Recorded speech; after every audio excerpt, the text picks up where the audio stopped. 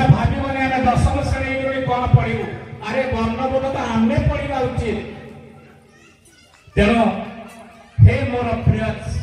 छात्र छात्री तुमको आज गोटे कथा कहूँ पाठ पढ़ भल मनीष हुआ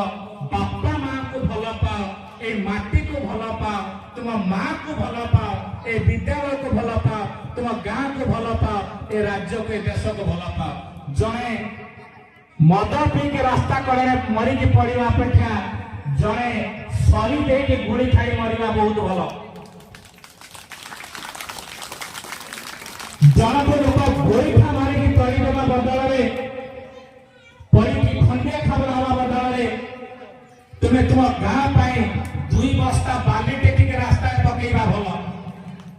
से शक्ति जाक गाँव में खटा देख तुम गाँ हसब